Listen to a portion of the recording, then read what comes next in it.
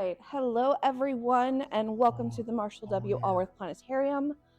My name is Jessica. I am the director, and will actually not be doing your show tonight. I will just be at the back at the controls.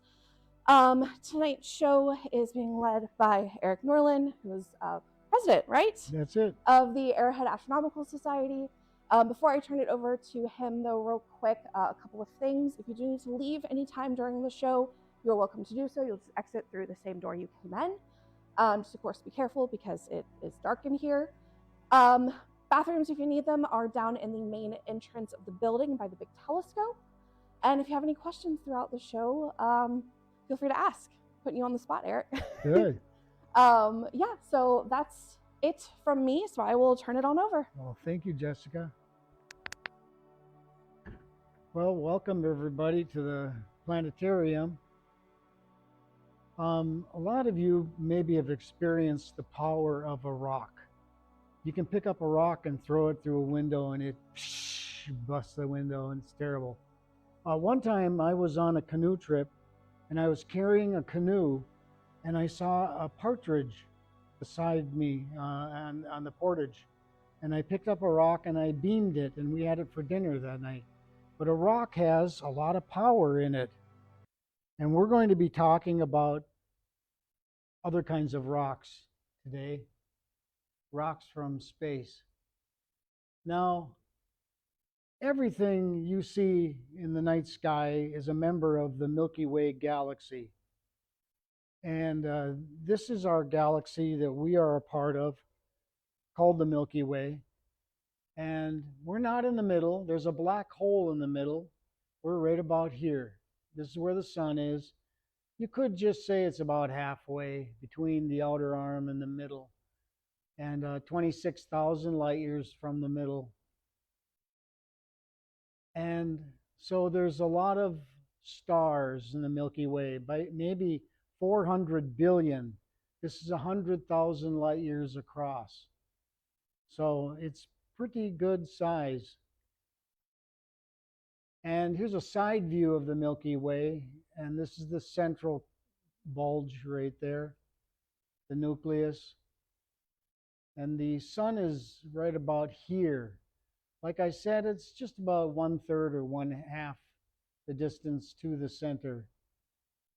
And the sun is the nearest star to the Earth.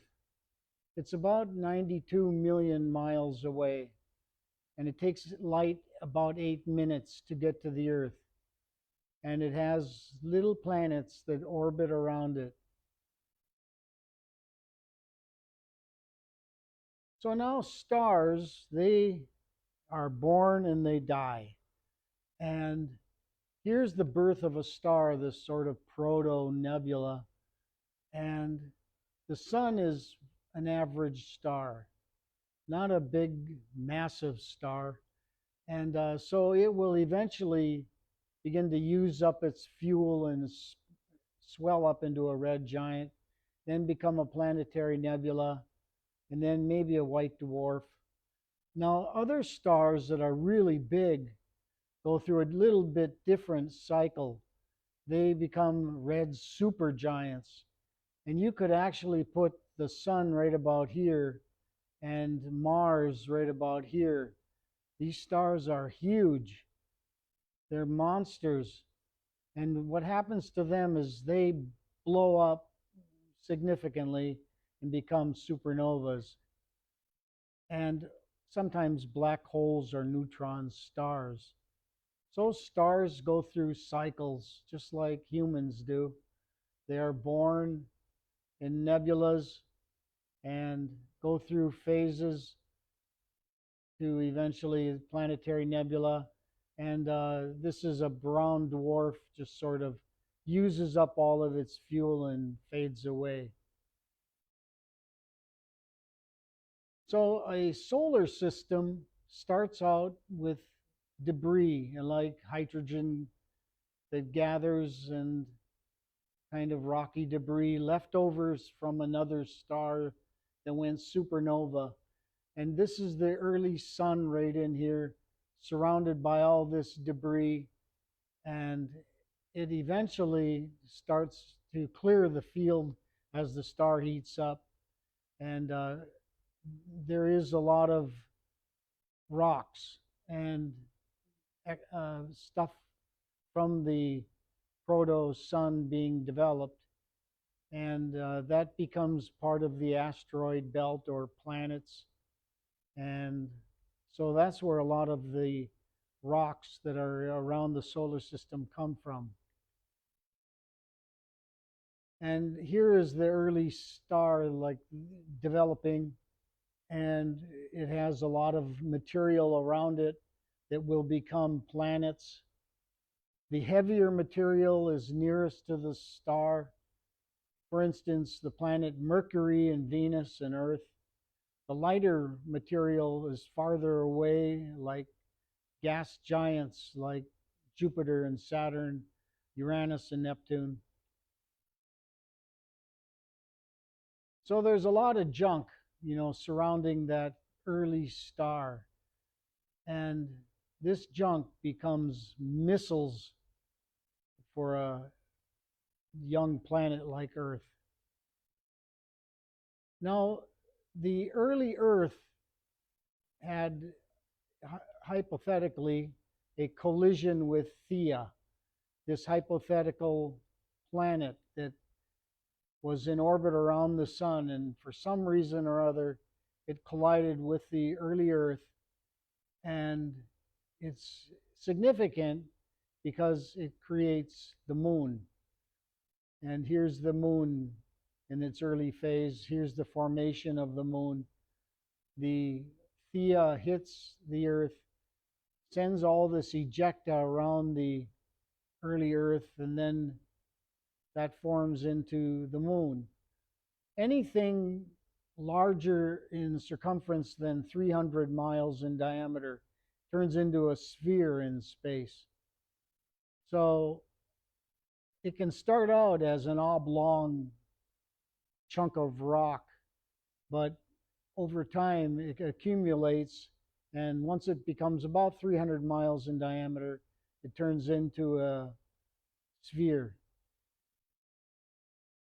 So here, once again, here's Theia hitting the Earth.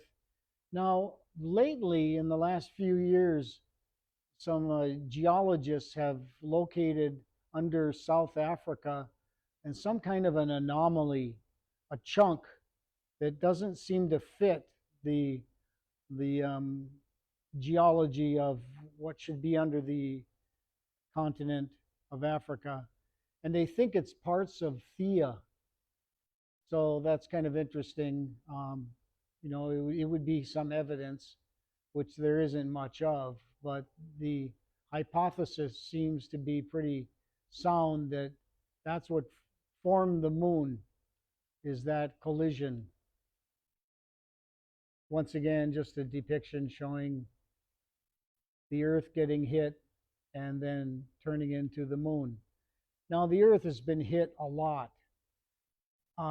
And one of the things we can look at is the moon. The moon is covered with craters, and some of them are really big impact craters like this one right here, that later filled in with lava flows that became mare, or inland seas, but they're not full of water, they're full of lava that flowed in from underneath. But there's some big craters on the moon. And here's Tycho down here, this big ray crater, which goes for hundreds of miles. So the question is, the moon got hit. Did the Earth get hit too? Oh, yes, it did. Even more than the moon. It's a bigger target. So it really got clobbered. But why don't we see craters on the Earth? Well, erosion is the big factor. But they're there. There are some big craters. So here's the Earth in orbit around the sun. Then out beyond us is Mars. And the asteroid belt is between Mars and Jupiter. And there's a lot of rocky debris out there. Now, a journey from the Earth to Mars is pretty safe and clean. There isn't too much debris. But going beyond towards Jupiter, it gets a little bit rough. There's not a whole lot, but there's debris out there. And that just seems to be where the rocky material accumulated. So comets are in orbit around the sun, and they have different orbits like a hyperbola, a wide orbit, and then they accelerate and as they get near the sun, then they slingshot out way out into space. And it takes sometimes 100 years, like Halley's Comet. It takes a long time, and that's the period of the comet. Other things like asteroids have shorter orbits. They are a little bit tighter and closer in, and they go around the sun in ellipses. Now, about 1.9 billion years ago, Earth got clobbered by a irony rich meteorite, and it hit right about here. Here's Duluth, here's Isle Royal, Thunder Bay, and here is Sudbury, Ontario. And this asteroid or meteor came in and hit hard, and it left behind a nickel-rich layer that has now a nickel mine trying to remove some of this material. And there's some copper in there too. And generally it's believed that it was a nickel-rich asteroid or meteorite, very large. And when it hit, it had tremendous power and heat, and it transformed the local environment and probably created a tsunami that was 100 feet tall. Over where Lake Superior is, there was another sea, and they can find debris scattered throughout Thunder Bay and as far as northern Michigan that has chunks of other conglomerate material that got ejected when the thing hit.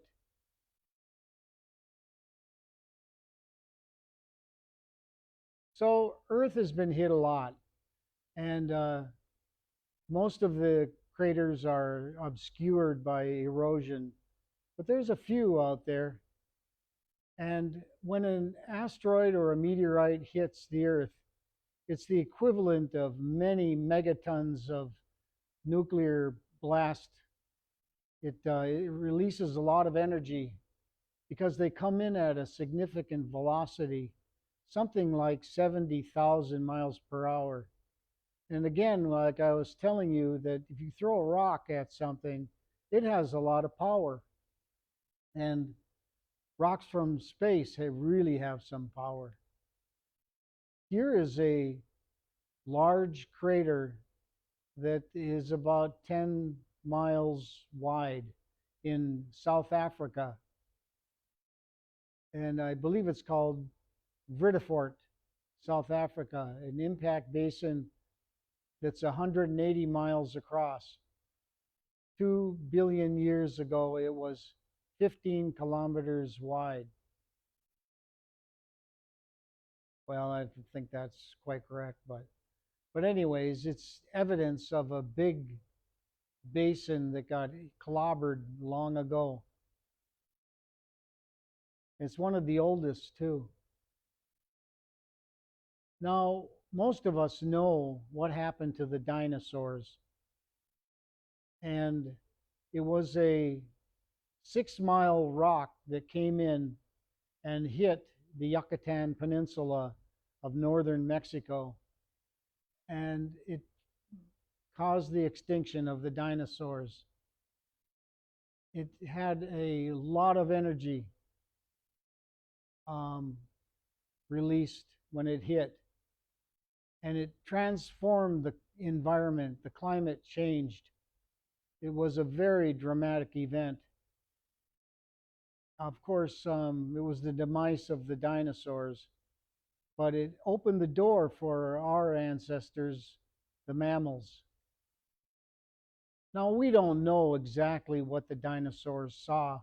We don't even know what time of day or night the asteroid hit. But we can imagine that a few of them might have seen it streak across the sky, and then a tremendous blast. And it was some of the final things they would see. Can it happen again? It could. It's entirely possible. And we do not have the technology to nudge or move something over. It's kind of roughly tested. They did test the DART experiment hitting a local asteroid, and it did move it a little bit, but we're not really prepared for something like this. So it was a very devastating event when this occurred. And we're not sure, if dinosaurs looked up at the stars and thought, I wonder if that's going to come here one someday, or what they thought too much about. They didn't leave behind any kind of sculpture or written information, so we can only imagine. But one thing is certain, many of the stars you see in the night sky were around when the dinosaurs were as well. Now, some of the constellations have changed, but some of those stars are still there, and probably the planets too. They were there when the dinosaurs were there alive, and they saw the same sun and moon as what we see.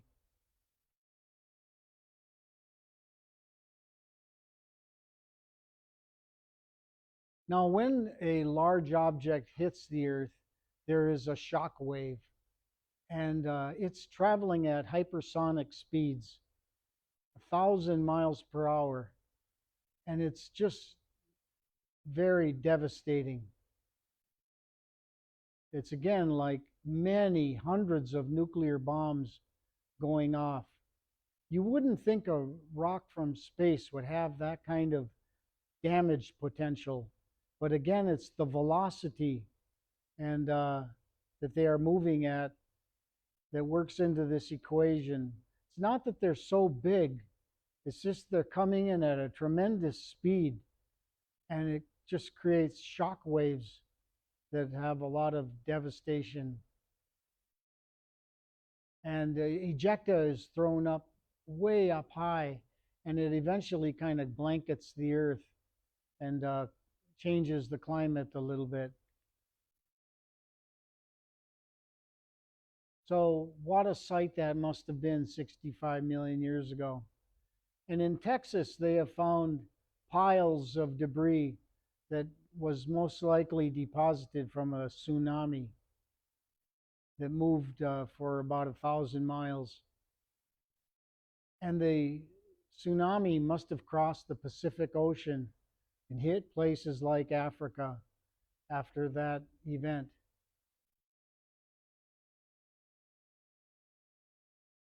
When the meteor or the asteroid that killed off the dinosaurs hit, temperatures rose to 1,200 degrees. They were incinerated. They're vaporized, burned right up. That's why there isn't a lot of evidence. However, the whole world does have evidence. It's called the KT layer, and it's a layer of iridium, which is only found in space, and it's worldwide. And below it, you can find fossils of dinosaurs. Above it, there are none. So it's pretty concrete evidence that something devastating really did happen. And the inferno that covered the Earth would have been terrible for the dinosaurs. They probably couldn't adapt very quickly. The mammals could go underground, and crocodiles and fish went under the water, so they had some protection.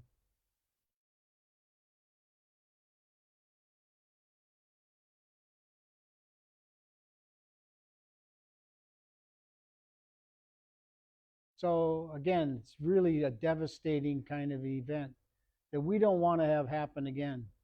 And here's an impact area of Chesapeake Bay from about 35 million years ago. And the Barringer, or the meteorite crater in Arizona, is evidence of a rock from space coming in 50,000 years ago. And it was going about 26,000 miles per hour. And the rock weighed hundreds of tons, and they have found some of the meteorite material. But look at the size of the crater. Like it says, it was the equivalent of 500 megatons, hundreds of nuclear bombs going off.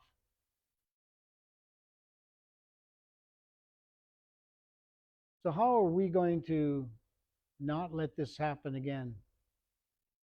Well, that's where future scientists can work on and come up with some new formulas, new ideas, new technology. And it's why it's so important that we don't have war on Earth, because we spend so much money on war. We're not able then to spend the money on asteroid movement prevention. Instead, we're spending it on weapons and using Earth resources. So about the year 1178, some monks were in deep prayer outside of a church in Europe, and they saw something on the moon. It was like a plume, a flash of light in a plume. And they watched it for a while rise up and then slowly settle back down. And they thought, oh, it must be God. But what in fact it was a strike by a meteorite onto the moon. And they witnessed it, a rare thing to see, but it was seen by humans. And I'm sure it's been seen before. Now, in 1908, in Russia, in the Siberian area, there was a event that occurred called the Tunguska airburst. And it covered a large area of Russia. And people as far away as England saw lights in the night or some kind of blast sound. And it came in and knocked the trees down, kind of leveled them in a large area. Now, we have had similar things happen in Minnesota with wind, straight line winds, but this was different. This was something very big that covered a large area and laid the trees down. And Carl Sagan said he thought it was a comet. A comet hit the Earth. It didn't leave a crater and it didn't leave meteorites, but it had power. And they come in at a high velocity, so we're not 100% sure what happened here, but definitely something from space came in. And in a lifetime, you might be able to see a few events like those monks saw. But I remember this one in 1994. A comet was in orbit around Jupiter and it broke up. And to think that in a lifetime, we got to watch this on video coverage, it must have happened many times in history, maybe countless times. But this comet broke up and then impacted Jupiter, and it left a scar on Jupiter that lasted for hours. It must have had a lot of heat as it went into the clouds. Jupiter is mainly thick clouds of hydrogen and ammonia and sulfur. Here's a big dark area right here. Here's the Great Red Spot, which is bigger than the Earth. This is like a cyclone or a typhoon. And there were some more spots seen on Jupiter from that event. So for Jupiter, it's a kind of a big deal getting hit by a rock from space, or maybe it was ice from that comet. And again, these things do happen. We might not think that they can happen, but they do. And Jupiter is kind of renowned for attracting large objects, and it's sort of a safety net for Earth because it attracts things and kind of pulls them away from the Earth and impacts Jupiter and leaves behind a big scar. So again, once again, we don't want this to happen on Earth. Now, in 2009, this flash was seen right here on Jupiter. So something impacted and left behind a little bit of a remnant scar. So we're actually very fortunate to have Jupiter. But here's a car that got hit by a meteorite, caused some damage. I've heard of a mailbox getting hit, and I see that there's a new book out about a meteorite killed a cow in South America. And there was a lady laying in bed, and the meteorite came through the roof and hit her on her hip. It went in and kind of embedded in her hip. So it does happen. And then in 2013, over Russia, Chelyabinsk region, there was an impact by a meteorite that came in at a low angle towards the sun, and it was completely undetected. It snuck in, and this is the kind of thing we have to prevent, because this did cause some damage, and it was really quite a shock as it streaked across the sky, and it entered into a lake, and they did find a big chunk. Originally, it was about the size of a football field, but they found chunks the size of a wheelbarrow or something like that. And it was mainly stony material, not iron heavy. If it had been iron heavy, it would have really made some damage. But these things come in and can surprise us Earthians, and we need to do a better job of detecting them and being able to move them. They increase the temperature of the area they impact. Now, every day, about this amount of rock comes into Earth. I've heard it described as a dump truck load of rock.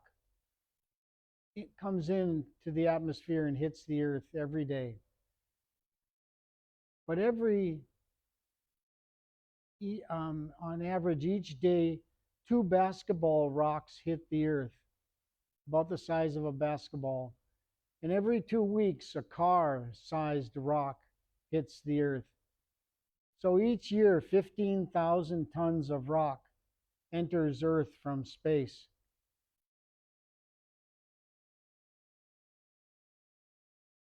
So here's an irony rock that would cause a lot of damage if it hits something. The heavier they are, the more dense, the more damage. And occasionally people find them. They'll see them flash across the night sky and then find them. There's some websites that can help do that.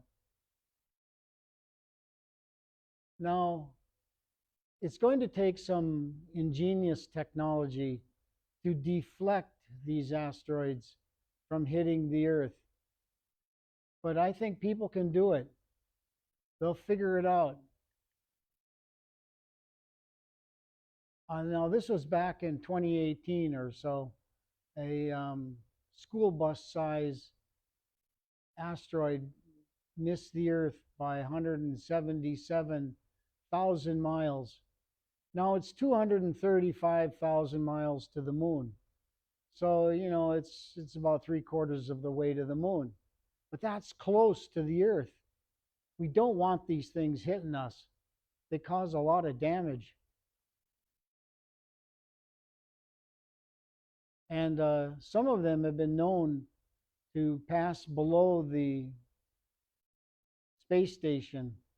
That's really close to the Earth.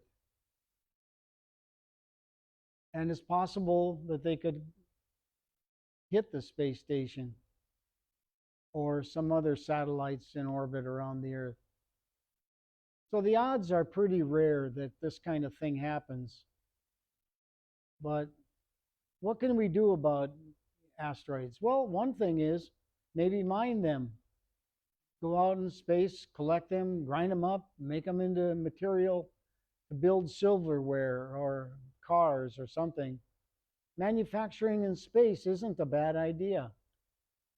You can use the weightless conditions to maneuver and manipulate something you're working on.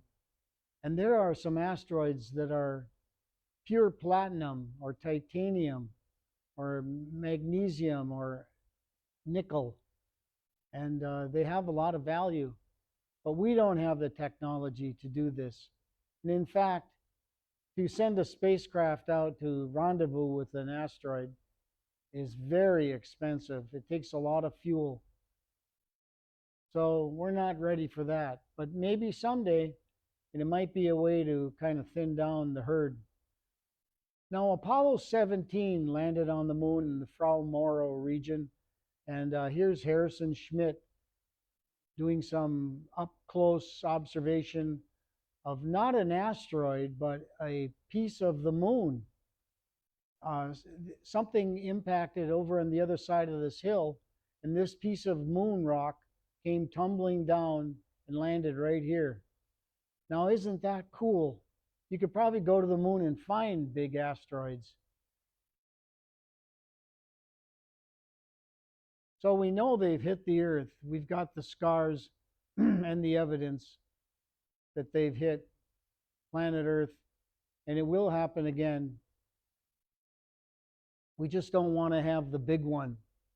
We got to be able to locate them and do something about it to prevent this kind of thing from happening. We don't want it. So it's getting more difficult to see the night sky because of light pollution. And here's the Milky Way right here. And because of light pollution, many people east of the Mississippi don't even see it. They never have seen it in their whole life. And it's an amazing thing to see. It's kind of the mothership that we are a part of. And it's because of light pollution. Because light pollution is so bad, you can't even see any stars. And then as you get into the suburb, it's a little bit better. You can see a few stars. Then you go out into the country and it's improved. Then you go out in the wilderness and wow, you see the night sky. And it's an incredible experience. We can do something about this. We can convert to infrared technology or off-on motion detected lighting. I've seen it being used in some places. You don't need a light on all night, and we can do things so people can see the Milky Way and maybe see that asteroid sneaking in towards us. So all of the nitrogen in our DNA, the calcium in our bones, the iron in our blood, the carbon in apple pies came from stars. And we are literally made of star stuff, according to Carl Sagan. So those rocks that come from space are kind of a part of us. And we've come a long ways. And hopefully we can be able to survive and be able to learn more about the cosmos and be able to live with it. Now, if you're interested in this subject, there's Astronomy Magazine and Sky and Telescope. You can visit the planetarium. or join an astronomy club like ours, or let a kid look through a telescope. It opens up their minds, not just their eyes. Thank you very much. If anybody has any questions, please ask. Thank you.